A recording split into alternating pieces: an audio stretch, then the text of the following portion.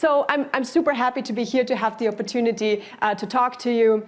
We also have some Merck colleagues there as well, Andreas Thielmann, my co-lead, and Tetjana Tilenchak. Thank you so much for joining me here. It's been really exciting to be part of this Neo4j GraphTalk event. So in fact, my co-leads, Andreas Thielmann, and Bolek Zapic, who hopefully also joins us online.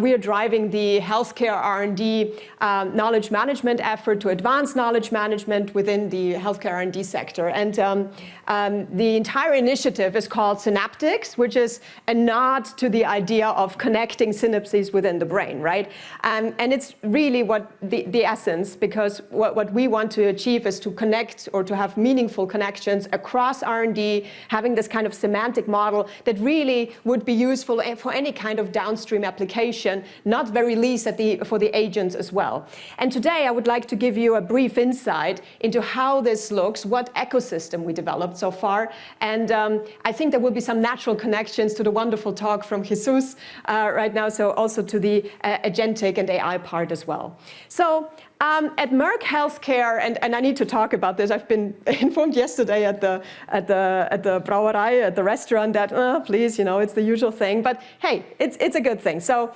we emphasize data and digital priorities significantly. So we're having heavy investments, substantial investments into data and into digitalizing our processes, and also maximizing the value that we generate from the data. And I will be more specific about it, because otherwise it usually is just like a very nice wording, but does it really mean anything? What does it mean, right? I mean, Jesus was talking about the relationships of the actual nodes in the graph, that this actually matters even more than the actual instance. And I think that's kind of like the thinking that we're getting at as well.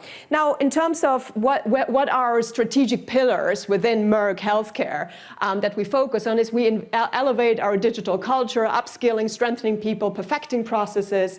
We're looking into streamlining our data strategy and governance processes, which is really about the very dull topic about data accessibility, integration, compliance, but really also generating that value of data across the entire life cycle. And of course, how can it be otherwise, a full embrace of AI and advanced analytics? We have massive efforts on the GenAI and agentic workflows, looking into predictive modeling and simulation, and of course, generally like trying to have this data-driven approach for any kind of decision-making at management level. And of course, this will all not be possible without modernizing our infrastructure. So we look into scalable analytical platforms, into end-to-end automation pipelines, agentic workflows, and of course, knowledge graphs. And of course, I'm preaching to the choir here, I know, but it has not always been the case in the last years, I can tell you. But of course, having a knowledge graph obviously has an impact on all these data and digital priorities. We simplify processes automatically by, for example, having the knowledge graph as a source of reference for so many things like master data application processes, for example. We can have metadata information included in the knowledge graph, which serves as also a reliable anchor point for data accessibility questions. And of course, it could really be the perfect entry point for agents that rather than navigating an MCP network that doesn't exist at the moment yet, but rather than navigating that MCP network from scratch every time, it will actually have that kind of map to navigate that very complex internal and fragmented landscape. Because that's really where we started our journey. Our primary goal was very targeted. We set out to solve the findability challenge using knowledge graphs, because as with any large organization, we deal with a fragmented landscape. So our preclinical colleagues would come up with the question, well, where do I find data to train a model to optimize the properties of my compound, blah, blah, blah. And it quickly becomes clear that a simple question, unfortunately, does not have a simple answer. Rather, you would actually have to go through, you identify the system where the data source might actually reside, you run into inconsistent data formatting, and then you contact the data owner only to find out that you don't have access. But then if you talk with someone else, you actually find out you do have access. So what's the big deal, right? So this is obviously something that does not affect only our preclinical research colleagues, not to put them down somehow. But of course, this is occurring across the entire R&D life cycle. And we usually have that situation, system 1, system 2, Excel sheets flying around. And that generally causes frustration, time is spent on that, and redundancy, because there is nothing more horrible than thinking about the idea that someone actually already asked your question, got an answer, went through this ordeal, and you're supposed to do that again from scratch, not knowing what actually transpired before. So there you go. I mean, it's a very clear statement, what is happening, and this has been our starting point with Synaptix. So this, what you see here is our user interface and a knowledge browser, we call, which is really a gateway to the knowledge graph. And it was a perfect means for us to really demonstrate immediately to a large number of users what it means to actually have this kind of connected layer, right? So that you can just go into this knowledge browser, into this user interface, type in your drug of interest, and get all the information, not only from external sources, but also from internal data alike, given that there is a knowledge graph thriving in the background. And I'm well aware of some of the things that work out there as well. We will go into some of the details there, and we're expanding, having an evolution on the ecosystem as well. Before that, I would like to just very quickly talk about the different user groups. It might not be surprising to you, but then, you know, I thought it was an introductory session, so why not? So our user base is incredibly diverse. We are ranging from colleagues who are simply saying, well, I only care about browsing and visualization capabilities, to colleagues who say, I don't care about any user interface. I just want an API. I want to download the entire graph and do my machine learning stuff on top of it, right? So it's really not a black and white picture, of course, but we noticed that we had to cater to very different interests across the entire organization, from medical affairs specialists, clinical investigators, and trial designers on this side here, going to more specialized tasks on the biomarker discovery part, and finally, of course, to the very tough crowd, of course, to deal with, but of course also like the real bringers here, data scientists, target identification specialists, etc. Again, not a black and white picture, but of course this was the reason why, especially at the beginning, and as I said, we are in the evolution cycle, we kind of came up with a dual platform approach, that we have the knowledge browser for navigation of an indexed master graph that we maintain, that we control, right, across the entire healthcare R&D organization. And then on the other side, we have a super powerful graph database for analytics purposes and LLM development. So this is kind of our thinking here. It's kind of like two platforms to win their hearts as much as possible, if anything.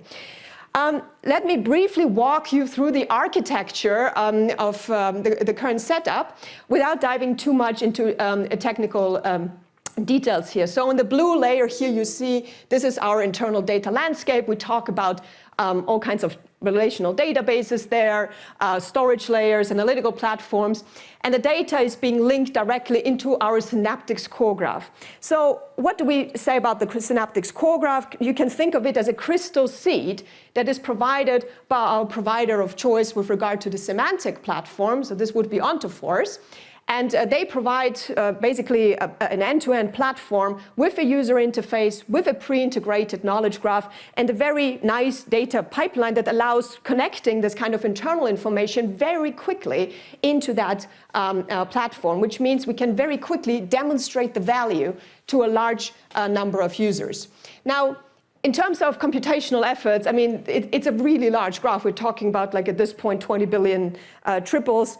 And indexing that is a tough exercise. We're uploading it to the Solar Cloud, and then we expose that kind of index into the ominous knowledge browser user interface with an API as well. So I wanted to actually show you a bit of a user journey of how this actually looks, but in the interest of time, given that we had this kind of, so it's not to, I just thought maybe I will show you that at the end if there is time for it, okay? Yeah? Okay. Just to say about the architecture here, of course, now comes the critical part. We need to have a sustainable storage space We opted, of course, for a graph database, and Neo4j was our partner of choice here. So we're integrating Neo4j directly with the data layer, as you can see, from data for analytics. But we're also exporting subgraphs and exposing them to Neo4j, transforming them into property graphs that are optimized for analytics and LLM applications. So then the insights generated from Neo4j from any kind of link prediction exercise, for example, is then reflected back and indexed into the knowledge browser, again, to make sure that the large swath of users is actually able to see the results and see what is happening in the analytics space as well. Obviously, and since we have a lot of QIAGEN colleagues here, we are well aware that there are so many commercial and public graphs that are Neo4j compatible, and hence it offers itself very easily to evaluate and incorporate those graph sources as well. Yeah, and finally, Neo4j is tightly bound to our chatbot development environment in AWS. We've developed several tools. Obviously, it goes without saying the standard tools that at this point every agent can deal with, like web search, document embedding, etc. But our primary focus has been really the creation of a preliminary knowledge graph agent, where we essentially looked into, okay, we have to have a custom-built code base. There is an integration with the Neo4j graph database, specialized tools, and something that I, at least, am very excited about. I'm well aware, of course, as everyone else, that the hallucination problem is a real thing. But nevertheless, it is interesting once they actually criticize each other. Once you have the validation agent really critically assessing the output of the knowledge graph agent, and the responses there, and really seeing like how critical it can be and tough in judging the response quality. So this is something that we have set up and that we're able to extend towards other projects as well. Whoops. Okay, so we're currently driving a wide range of use cases across R&D that leverage the knowledge graph, from regulatory affairs, business development, to clinical and preclinical research. And again, I've kind of tried to align it in this, for at least I thought, natural format to say, like, okay, here it's more on the visualization and browsing capabilities, ranging more towards analytics and LLM. And what you see here is, this is not much of a project or use case, whoops, building the cross-R&D data catalog. I know that semantically we need to be very careful with those terms and not use them lightly, but really the idea is to have this kind of semantic model across the entire healthcare R&D, and for that we need to be able to onboard internal data and understand what kind of identifiers to resolve, etc., which really then would serve as this basis for agents to tap into in the first place before they go rogue and start guessing themselves about these links. There is the project Regulatoria, which is all about harmonizing stability data across LIMS systems. So you see we're pretty much involved in all kinds of business here. Also competitive intelligence, we looked into integrating licensed competitive intelligence sources. Very interesting, because these providers don't usually like if the redundancies are being removed, let's say it like this, and it's been quite an effort, and there the entity resolution proves to be very difficult as well. And here on the more specialized task, we look into target validation, and something that I am very excited about. Other people are not at all, in fact. I kind of find it striking. Extracting informed consent information data for patients and connecting them to patients, which doesn't prove that easy, unfortunately, because this is a global phenomenon. You have documents literally getting to patients in various countries, and this is not necessarily tracked. So you have to think quite, in a interesting, creative way to actually connect these kind of dots. And this would actually solve the data accessibility on a granular level, really at the patient level, of what you can do with the data, what you can do with the samples derived from these patients. HepSafe, HepChat, this is something our Neo4j colleagues heard a lot about. This is all about hepatotoxicity risk prediction as well, and the chatbot on top of that. But I believe there will be another session, hopefully soon, where our HepSafe colleagues can present some more. Bolek, in fact, is one of the co-leads there as well. Finally, on the right side here, so more analytics and LLM, and I'm going to be focusing on that more for you guys today as well. We have the Project AI-enabled data room, and going into link prediction and more of the LLM bot development. So let me first start with our work on TXGNN link prediction. So I don't know whether you're aware of that paper, but for me it was a very exciting paper when it got out from Huang et al. On TXGNN, which is all about, it's a zero-shot, or a foundation model rather, for zero-shot drug repurposing. So what makes this model compelling is that you're able to predict drugs for diseases where there is no treatment data available. And this work has been primarily based on PRIME-KG, the public biomedical graph. And they used it for training, put a graph neural network on top of it, embedded drugs and diseases into a shared latent space. And for any disease of interest, then even if there is no information on treatment, we're able to basically mechanistically identify diseases that are similar to each other, aggregate those representations, and then predict what drugs are possibly linked to those diseases. And I think what is the cool thing is that they actually made an effort, to your point, Jesus, that there is an explainer module, which is exactly leveraging the fact that there is a graph in the background, and hence you can actually understand what the model, how does the model justify these kind of associations that it came up with. So it has this kind of explainer module here where you see those multi-hop paths, understanding how am I supposed to interpret these results and those associations? Of course, we're excited about those drug disease link predictions. I'm not going to expose them here right now for our retrainings. But what we did essentially, we adapted the code, we made it Neo4j compatible.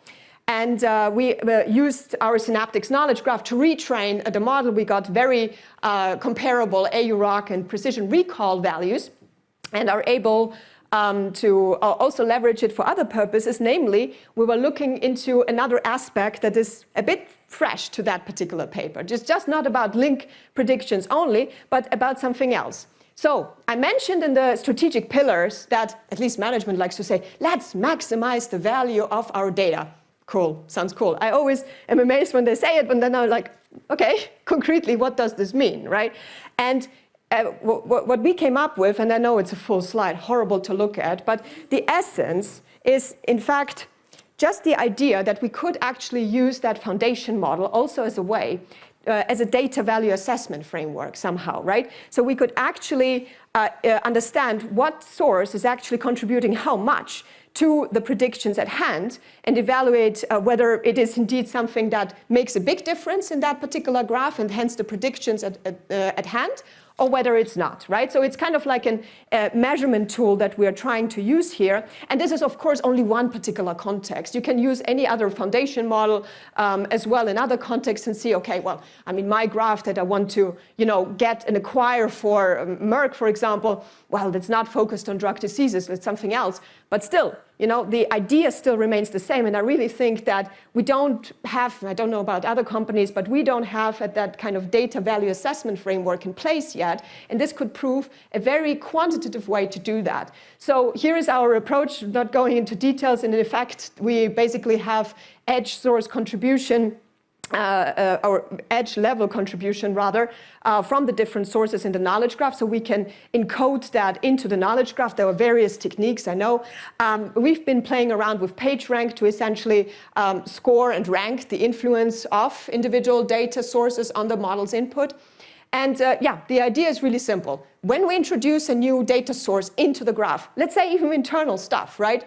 Then we immediately can actually evaluate, okay, how much more drug disease links come about? Do we recover some of those that already were recovered before? And we can actually quantify the output difference, the change in the model output. And this is really something we are excited about. We also adjusted this kind of interface that the authors also published.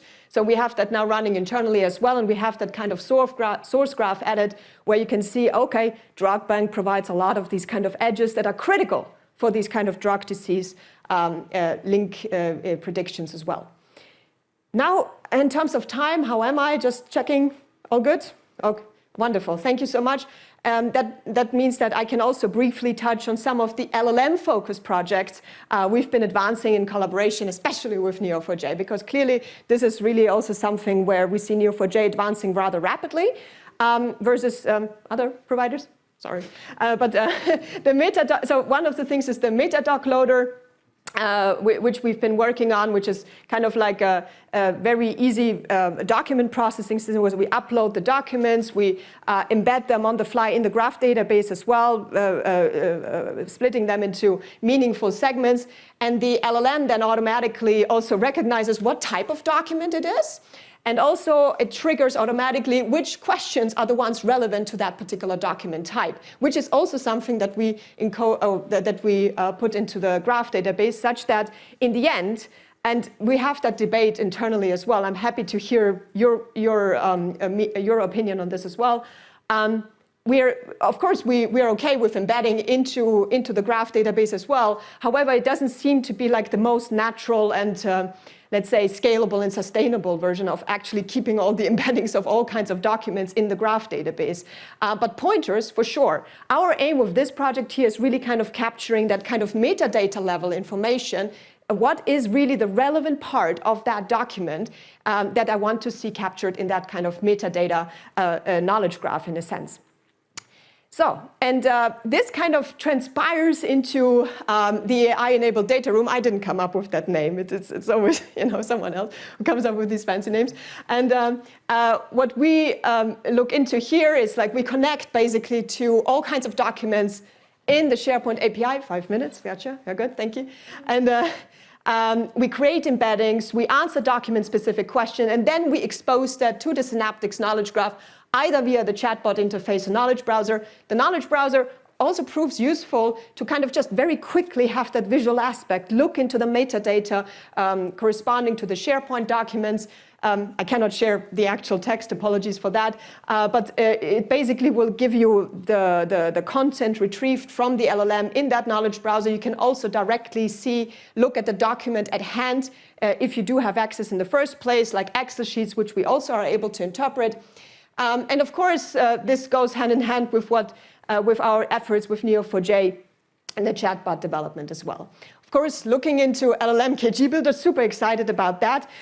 So if there is any more in-depth experience, we're happy to learn some more about this as well. Yeah, which brings me, I mean, there are so many projects, as you see, that are in motion at Merck, and I'm super happy that we finally have that kind of momentum.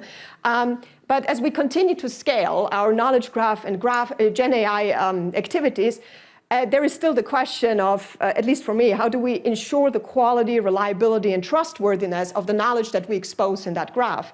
And what you see here is a bit of a conceptual framework that we've been thinking about of how we could potentially move the LLM from just generation into kind of trying to use it for systematic quality assurance, knowing, of course, that there are these kind of hallucination problems. But still, what we observed is that if there are several agents criticizing each other, they somehow, I mean, they will just bash each other very badly. And then you're just, yeah, you cannot.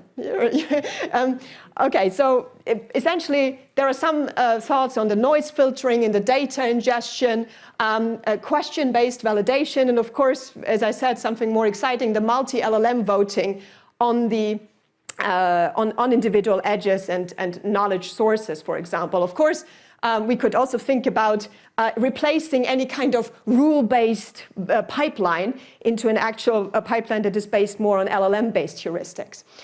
Okay, so it's just food for thought. I'm very curious whether anyone here in the community also has some experience in that. How do we use LLM for knowledge validation? I know that some huge companies go into this, and the big guys in the market, like Meta and OpenAI, I mean, they actually pay money to those guys who actually leverage LLM for validation purposes as well. Finally, last slide, and then I'm finished here. So I want to just also tackle the question, and Jesus was already going in this direction, and I just want to say that this is something that I hear at least a lot already going around in our company, saying like, do we still need a knowledge graph in the agentic age? I mean, I don't know, maybe this is the first time that it's quoted like that. It sounds fancy. My friends tell me, like, stop saying that. This is horrible, agentic age. I really tried to capture at least my opinion on this matter in the subtitle. agentic AI without a knowledge graph is like a self-driving car with no GPS map. Kind of brilliant, but dangerously unaware. I don't know whether you've also shared that sentiment, but large language models are super capable, right? They can use all kinds of tools, they can reason, they can call APIs, it's super good. But then we're exposing them to this massive fragmented landscape that we have, which is, it's not by design that we have it, it's just different expert systems, different focus, and hence, how is the agent supposed to navigate that complexity? So a knowledge graph would supply that kind of missing map of having the patients connected to the trials, to the samples, to the documents. So the agent would actually immediately know, aha, that's the MCP I need to gather into, or this is the relevant identifier, and this is how actually things are connected, the relationships matter. And that pretty much boosts speed, accuracy, of course, and finally also the trust, looping back to this validation slide that I also showed you before. So, of course, also, I always wonder about this anecdote, but as soon as I see an agentic workflow, I find it super cool. I mean, I'm a big fan.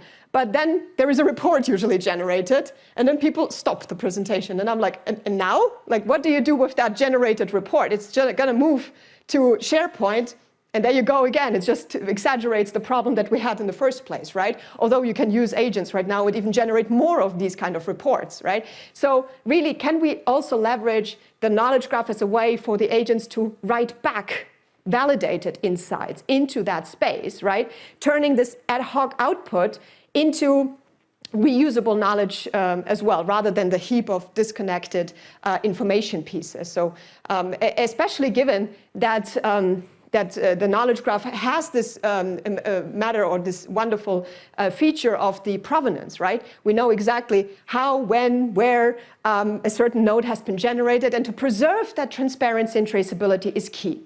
So yes, I think the answer is the agentic era doesn't replace the knowledge graph, but in fact it makes it more valuable. And I hope that we as a community can stand up strong for that kind of message as well. Okay. I think with that I will close, and there are so many people I want to thank for this, and obviously my co-leads, the Knowledge Management Task Force, our corporate leaders, and our IT supporters. Thank you so much, and of course to the engineers who actually make things happen. Special thanks. Neo4j, thank you so much for inviting me. I hope it was good, okay? At least open for questions.